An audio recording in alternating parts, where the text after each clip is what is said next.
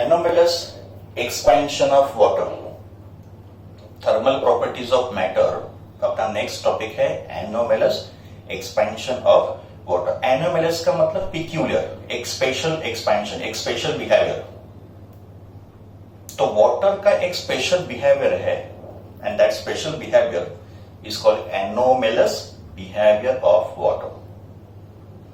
Usually जब भी substance को हम लोग हीट सप्लाई करते हैं, substance can be in the solid state, liquid state और इन द गैसियस स्टेट। तो whenever substance is heated, substance expand, substance का एक्सपेंशन होता है। और एक्सपेंशन अगर होगा तो वॉल्यूम विल इंक्रीज, एंड अगर वॉल्यूम इंक्रीज होगा तो density will decrease, because density का formula mass upon volume. So usually when a substance is heated, its volume increases and density decreases. But water में ये behavior observe नहीं होता है। Water is exception to this behavior. तो water के case में अगर आपने water को 0 डिग्री सेल्सियस से हीट करना शुरू किया, तो water का हीटिंग प्रोसेस स्टार्ट करेंगे 0 डिग्री सेल्सियस। तो फ्रॉम 0 डिग्री सेल्सियस वाटर को हम लोग हीट करेंगे, तो टेम्परेचर धीरे धीरे राइज होगा। तो 0 डिग्री सेल्सियस से 4 डिग्री सेल्सियस तक अगर आप वाटर को हीट करोगे तो उसका वॉल्यूम डिक्रीज करेगा, का मतलब वाटर विल कॉन्ट्रैक्ट। वाटर का कॉन्ट्रैक्शन होगा, एक्सपेंशन नहीं होगा, कॉन्ट्रैक्शन होगा। एंड कॉन्ट्रैक्शन होगा तो वॉल्यूम विल डिक्रीज। तो यही एनोमेलस बिहेवियर है, यही पिक्यूलियर बिहेवियर है। तो 0 से 4 डिग्री सेल्सियस तक अगर आपने वाटर को हीट किया तो उसका volume will decrease and density का सिंबल रो, तो density will increase.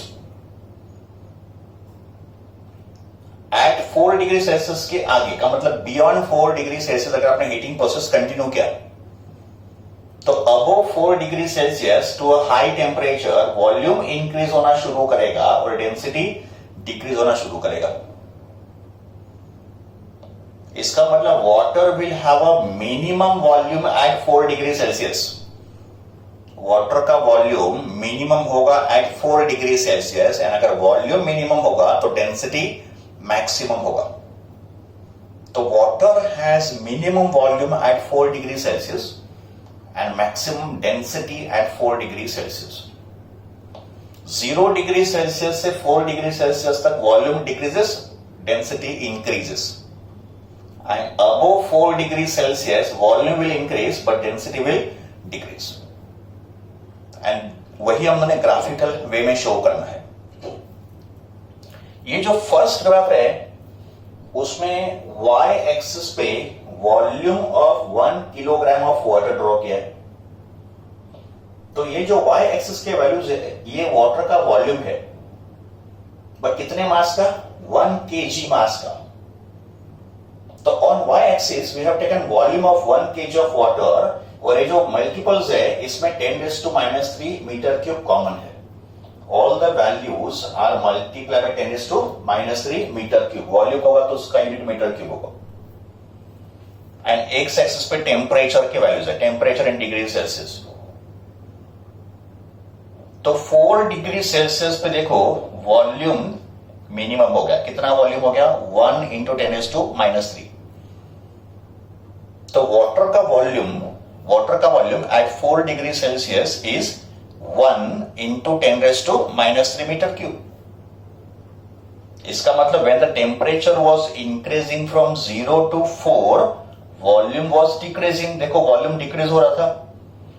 4 degree Celsius पे वॉल्यूम मिनिमम हो गया, एंड 4 डिग्री सेल्सियस के आगे वॉल्यूम स्टार्ट्स इंक्रीजिंग। तो volume is minimum at 4 degree Celsius, और वैल्यू कितना होगा? 1 × 10⁻³ अगर मास 1 kg होगा तो, बिकॉज ये जो वैल्यूज है ये 1 kg ऑफ वाटर के लिए।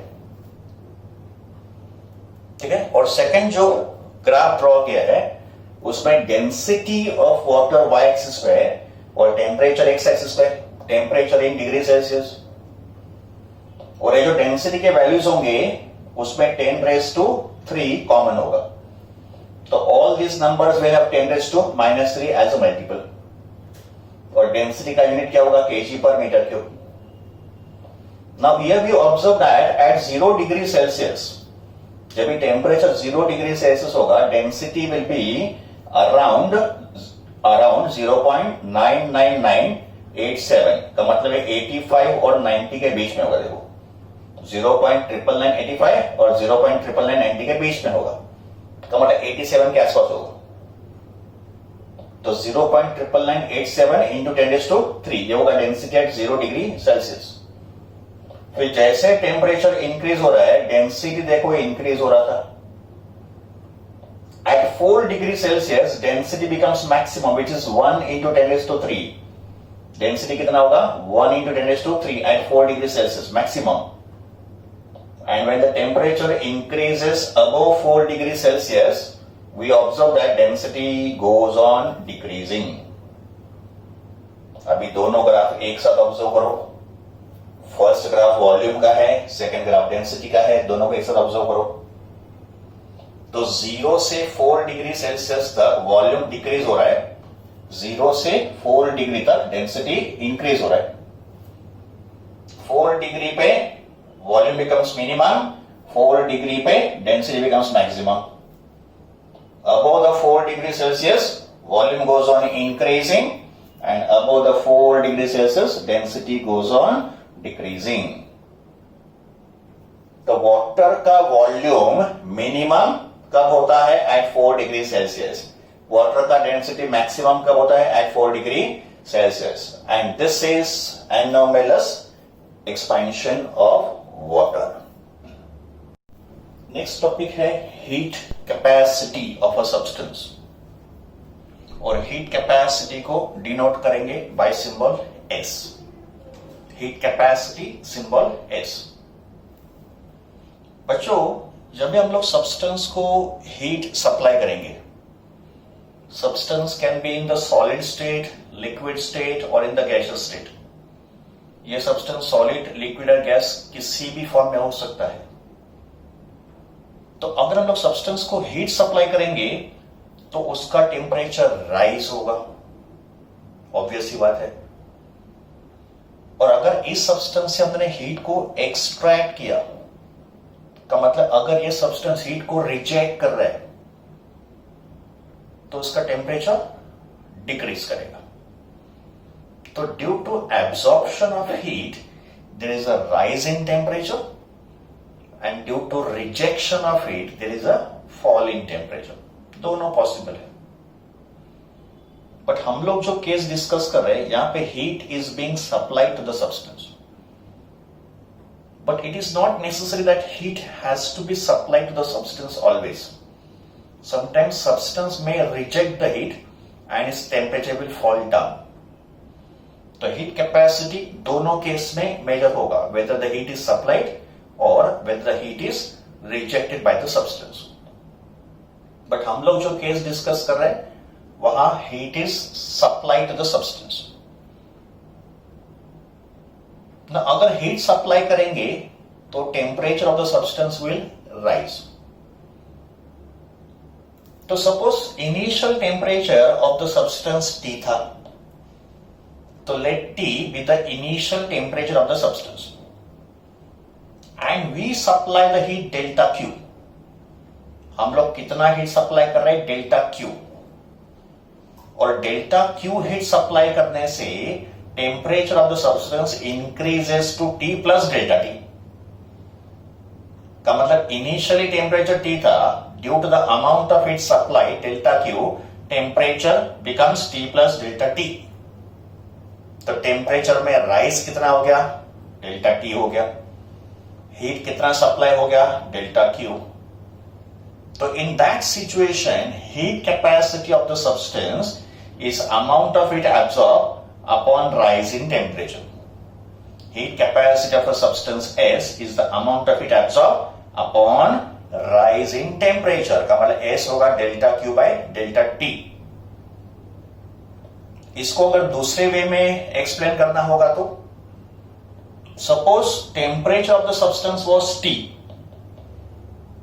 और इस सब्सटेंस ने डेल्टा क्यू हीट एमिट किया। अब यहां पे हम लोग हीट सप्लाई नहीं कर रहे, डेल्टा क्यू हीट सब्सटेंस ने रिजेक्ट किया, गिवन आउट, लिबरेटेड, तो उसका temperature decreases to T minus delta T. तो अगर यही substance delta Q heat reject करेगा, अब हम लोग हीट सप्लाई नहीं करेंगे, डेल्टा क्यू हीट रिजेक्ट कर रहा है, तो temperature will become T to T minus delta T. तो वापस चेंज कितना होगा टेम्परेचर में, डेल्टा टी। हीट कितना रिजेक्ट किया, डेल्टा क्यू। तो again we can say specific, again we can say heat capacity is delta Q by delta T. And अगर delta T का मतलब चेंज इन टेम्परेचर अगर 1 डिग्री सेल्सियस होगा या 1 kelvin होगा, चेंज है ना टेम्परेचर का, तो टेम्परेचर का चेंज डिग्री सेल्सियस पे और केल्विन स्केल पे सेम होता है। तो ये जो डेल्टा टी है it can be 1 degree Celsius और 1 केल्विन। तो अगर ये 1 डिग्री सेल्सियस और 1 केल्विन होगा तो एस बिकम डेल्टा क्यू, और यही होगा इसका डेफिनेशन। तो डेफिनेशन में heat capacity becomes delta Q when delta T is 1 degree Celsius और 1 kelvin. Change of temperature in degree Celsius and kelvin same होता है, इसके लिए यहां पे 1 डिग्री सेल्सियस और 1 केल्विन लिखा।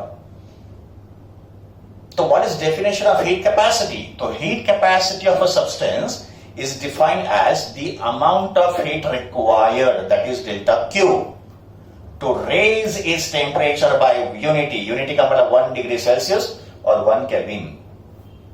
तो एक सब्सटेंस का टेम्परेचर 1 डिग्री सेल्सियस और 1 केल्विन से चेंज करने के लिए, चेंज का मतलब इट में इंक्रीज और decrease, the quantity of heat required is called heat capacity of that substance. तो फॉर्मूला क्या हो गया, S equals to delta Q by delta T, where delta Q is the heat required and delta T is the rise in temperature. SI unit of heat capacity होगा joule पर kelvin. Heat होगा joule में, temperature होगा kelvin में, तो it is joule पर kelvin. And dimensional formula होगा M1 L2 T-2 K-1, because heat का dimension M L2 T-2, temperature का K1, ऊपर क्या तो K-1, तो उसका डायमेंशनल फॉर्मूला होगा M1 L2 T-2 K-1। तो ये हो गया concept of heat capacity of a substance. Heat capacity हमने स्टडी किया, और हीट कैपेसिटी का सिंबल क्या था, S। अभी इसके बाद हमको स्टडी करना है specific heat capacity. Heat capacity और स्पेसिफिक हीट कैपेसिटी दो अलग टर्म है, तो आपको कंफ्यूज नहीं होना है। एक है हीट कैपेसिटी और दूसरा है स्पेसिफिक हीट कैपेसिटी। और स्पेसिफिक हीट कैपेसिटी को ही कभी कभी स्पेसिफिक हीट बोलते हैं, दोनों एक ही है, स्पेसिफिक हीट बोलो या स्पेसिफिक हीट कैपेसिटी बोलो। But you have to remember heat capacity and specific heat capacity are different. Specific heat capacity का सिंबल होगा C, और इसको डिफाइन करने के दो वेज होते हैं। In fact there are 2 types of specific heat capacity. इस स्पेसिफिक हीट कैपेसिटी के 2 टाइप होंगे। Type 1 gram specific heat. Now कभी कभी मैं स्पेसिफिक हीट वर्ड यूज करूंगा, कभी कभी मैं specific heat capacity word use करूंगा, दोनों सेम है। स्पेसिफिक हीट को ही स्पेसिफिक हीट कैपेसिटी बोलते हैं। तो पहला टाइप होगा gram specific heat, also called principal specific heat. Gram specific heat also called principal specific heat. और दूसरा होगा मोलार स्पेसिफिक हीट, या we can say molar specific heat capacity. तो ऐसे 2 वेज में specific heat capacity can be defined. तो सबसे पहले हम डिफाइन करेंगे gram specific heat capacity. Gram specific heat capacity में सब्सटेंस जो आप हीट कर रहे हो उसका मास m होगा। हीट कैपेसिटी में इसके पहले जो मैंने हीट कैपेसिटी डिफाइन किया था उसमें मास इन्वॉल्व नहीं था। स्पेसिफिक हीट कैपेसिटी में सब्सटेंस का मास भी डिफाइन होगा। तो ये एक सब्सटेंस है जिसका मास m है, और इसको हमने हीट सप्लाई किया। अगर आप सब्सटेंस को हीट सप्लाई करोगे तो उसका टेम्परेचर इंक्रीज होगा, बट अगर आप सब्सटेंस से हीट एक्सट्रैक्ट करोगे, सब्सटेंस अगर हीट रिजेक्ट कर रहा है, सब्सटेंस अगर हीट को लिबरेट कर रहा है, गिवन आउट, तो फिर उसका टेम्परेचर डिक्रीज करेगा। तो यहां पे दो पॉसिबिलिटीज होंगी, सब्सटेंस या तो हीट को एब्सॉर्ब करेगा या सब्सटेंस या तो हीट को गिवन आउट करेगा, लिबरेट करेगा, रिजेक्ट करेगा। हम लोग फिलहाल डिस्कस करें amount of heat supplied, but this is not the only way. Substance अगर हम लोग हीट को सप्लाई करेंगे तो उसका टेम्परेचर राइज होगा, बट अगर सब्सटेंस हीट को रिजेक्ट कर रहा है तो उसका टेम्परेचर फॉल करेगा। That is also another possibility, rejection of heat. But we are considering this case amount of heat supplied. तो डेल्टा क्यू हमने हीट सप्लाई किया और उससे इसका टेम्परेचर डेल्टा टी से इंक्रीज हुआ। डेल्टा क्यू हीट सप्लाई करने से इस सब्सटेंस का टेम्परेचर डेल्टा टी अमाउंट से इंक्रीज हुआ। तो स्पेसिफिक हीट कैपेसिटी या ग्राम specific heat capacity is given by the formula C is equal to delta Q upon M into delta T. Specific heat capacity या ग्राम specific heat capacity is given by the formula C equals to delta Q upon M delta T. इसमें अगर मास unit होगा और delta T भी unit होगा, unit mass का मतलब M होगा 1 kg and delta T unit का मतलब डेल्टा टी होगा 1 degree. It may be 1 degree Celsius और इट में बी 1 केल्विन। तो अगर ये दो वैल्यूज यूनिट होंगे तो C बिकम्स डेल्टा क्यू। तो C is equal to delta Q अगर ये दोनों यूनिट होंगे। And this is how we define gram specific heat capacity. तो देखो इसका डेफिनेशन क्या है। ग्राम specific heat of a substance you may call specific heat or you may call specific heat capacity of a substance may be defined as the amount of heat required. The amount of heat required, that is delta Q, to raise the temperature of unit mass. Unit mass का मतलब M कितना होगा 1 kg of the substance by 1 degree Celsius or 1 Kelvin. Delta T जो है ना वो rise in temperature है और change in temperature degree Celsius और केल्विन पे सेम होता है। तो ये हो गया definition of gram specific heat. तो gram specific heat capacity of a substance is defined as the quantity of heat required to raise the temperature of unit mass of a substance through 1 degree Celsius or 1 Kelvin. और formula क्या हो गया C equals to delta Q upon M delta T. Now with the help of this relation we get one important formula for numericals. अभी numerical solving के लिए या MCQ solving के लिए हमको एक इंपॉर्टेंट फॉर्मूला यहां से मिल जाएगा। और फॉर्मूला किसके लिए होगा the amount of heat required to raise the temperature of mass m of a substance through delta T kelvin या डेल्टा टी डिग्री सेल्सियस। अगर एक सब्सटेंस दिया है जिसका मास m है उसका टेम्परेचर डेल्टा टी से इंक्रीज करना है। Delta T will be given to you, mass will be given to you, तो हमको हीट फाइंड करना होगा। तो उस हीट का फॉर्मूला हमको यहां से मिलेगा। डेल्टा क्यू का फॉर्मूला क्या होगा इसको यहां पे मल्टीप्लाई करो तो डेल्टा क्यू होगा m into C into delta T. तो डेल्टा क्यू का formula m c delta T, extremely important formula for numerical solving and MCQ solving. इस फॉर्मूला से you can calculate the amount of heat required to raise the temperature of mass m by delta T Celsius। यहां पे temperature delta T से increase भी हो सकता है या डेल्टा T से डिक्रीज भी हो सकता है। टेम्परेचर डेल्टा T से राइज होगा अगर आपने हीट को सप्लाई किया, टेम्परेचर डेल्टा T से फॉल करेगा अगर आपने डेल्टा क्यू हीट सब्सटेंस से एक्सट्रैक्ट किया। दोनों पॉसिबल होंगे। अगर आपने हीट रिजेक्ट किया, अगर सब्सटेंस ने हीट को रिजेक्ट किया तो टेम्परेचर डेल्टा टी से डिक्रीज करेगा। अगर सब्सटेंस ने डेल्टा क्यू हीट एब्सॉर्ब किया तो उसका टेम्परेचर डेल्टा टी से इंक्रीज होगा। दोनों केस में अगर आपको हीट रिक्वायर्ड फाइंड करना है तो फॉर्मूला होगा m c delta T, extremely important formula, इसको मेमोराइज करो। तो जब भी सब्सटेंस का टेम्परेचर डेल्टा टी से राइज होना है, सब्सटेंस का मास m है, सब्सटेंस का स्पेसिफिक हीट c है, तो हीट कितना चाहिए? m c delta t, where m is mass, c is specific heat और डेल्टा t होगा rise in temperature. Extremely important formula. फिर इसका एसआई यूनिट क्या होगा? What will be the SI unit of gram specific heat? Heat होगा joule में, मास होगा kilogram में और ये होगा केल्विन में. तो it is joule per kilogram kelvin.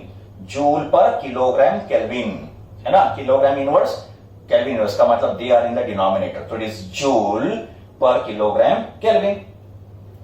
Dimensions find करने होंगे तो हीट का डायमेंशन होगा m L2 T minus 2. What is dimension of heat? It is m L2 T minus 2. तो अगर डायमेंशन सॉल्व करेंगे तो हीट का डायमेंशन होता है m1 L2 T minus 2 divided by mass का होगा m1 और टेम्परेचर का होगा K1. तो अगर इसको हम लोग सिंप्लीफाई करेंगे तो ये m और m डायमेंशनली कैंसिल हो जाएंगे, तो बचेगा L2 T minus 2 K minus 1. तो इस L2 T minus 2 K minus 1. K होगा डायमेंशन ऑफ टेम्परेचर. तो ये हो गया concept of gram specific heat capacity. अभी देखेंगे इसका सेकंड टाइप. सेकंड टाइप क्या होगा? Molar specific heat capacity. Almost similar type होगा इसके जैसा ही, सिर्फ मोलार स्पेसिफिक हीट कैपेसिटी में सब्सटेंस का जो मास होगा वो मास नहीं होगा, मोल में होगा. Will take n mole of a substance. तो अगर सब्सटेंस किलोग्राम में होगा तो हम लोग डिफाइन करेंगे ग्राम स्पेसिफिक हीट या प्रिंसिपल स्पेसिफिक हीट. पर अगर सब्सटेंस मोल में होगा तो we define molar specific heat. बस वही डिफरेंस होगा. तो let us now define molar specific heat. Now we discuss the second type, that is molar specific heat capacity.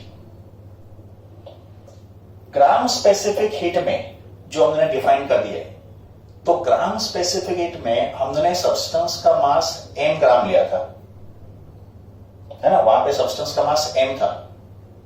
तो मोलार स्पेसिफिक हीट में सब्सटेंस का जो क्वांटिटी होगा वो n मोल होगा. Now we take n mole of a substance. तो if you take n mole of a substance, then the specific heat will be called as molar specific heat या molar specific heat capacity. तो इसमें सिर्फ quantity का ही difference है. ग्राम में ये जो ग्राम स्पेसिफिक होगा उसमें सब्सटेंस m ग्राम में होगा या m किलोग्राम में होगा, और मोलार स्पेसिफिक हीट में क्वांटिटी ऑफ सब्सटेंस n मोल में होगा. बाकी तो सब सेम रहेगा. और मोलार स्पेसिफिक हीट कैपेसिटी का सिंबल C डैश होगा. इसका सिंबल हम लोग क्या यूज करेंगे? C dash. बच्चों एनसीईआरटी में, इन एनसीईआरटी टेक्स्ट बुक इसका सिंबल दिया है स्मॉल c और इसका सिंबल दिया है capital C. NCERT text book में ग्राम स्पेसिफिक हीट का सिंबल स्मॉल c है और मोलार स्पेसिफिक हीट का सिंबल कैपिटल C है. हम लोग यूज करेंगे C इसके लिए और C डैश इसके लिए.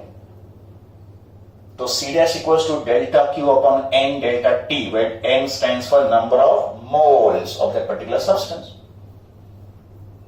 तो अगर N होगा 1 मोल का मतलब यूनिट मोल होगा, डेल्टा T होगा 1 डिग्री सेल्सियस, तो C डैश होगा डेल्टा Q.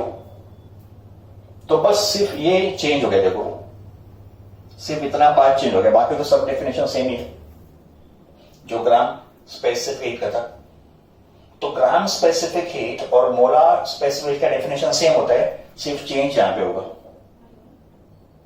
तो molar specific heat capacity of a substance may be defined as amount of heat required to raise the temperature of 1 mole of the substance by 1 degree Celsius और 1 kelvin. सिर्फ यहां पे 1 मोल होगा. And अगर ग्राम specific heat को define करेंगे तो यहां पे यूनिट मास होगा, है ना, यहां पे यूनिट मास होगा. ठीक है. तो इससे अपने को एक इंपॉर्टेंट फॉर्मूला मिलेगा. वो कौन सा होगा? The amount of heat required to raise the temperature of n mole of a substance. अगर सब्सटेंस n मोल का है उसका टेम्परेचर डेल्टा टी से इंक्रीज करना है या डिक्रीज करना है, दोनों केस पॉसिबल होंगे ना. Temperature can be increase by delta T या temperature can be decrease by delta T. Temperature delta T से इंक्रीज होगा when the heat is supplied and temperature delta T से डिक्रीज होगा when the heat is rejected by the substance. दोनों case में amount of heat required delta Q will be equal to N C dash delta T. Amount of heat required delta Q will B N C dash delta T. इसको यहां पे multiply करो. अभी इसका unit क्या होगा? तो Q हीट जूल में होगा, ये मोल में होगा और ये केल्विन में होगा. तो इट इज जूल पर मोल पर केल्विन. जूल पर मोल केल्विन. इसके डायमेंशंस क्या होंगे? तो let us find out dimension of molar specific heat. Heat का डायमेंशन होता है m1 L2 T-2. ये होगी dimension of heat upon mole का डायमेंशन लिखा जाता है MOL सिंबल से. टेम्परेचर के लिए सिंबल होगा K. तो dimension of molar specific heat will be M1 L2 T-2 K-1 और मोल -1. नंबर ऑफ मोल के लिए डायमेंशनल फॉर्मूला इज मोल. तो ये हो जाएगा K-1 मोल -1. तो ये होंगे dimensions of molar specific heat. So we have defined two types of specific heat.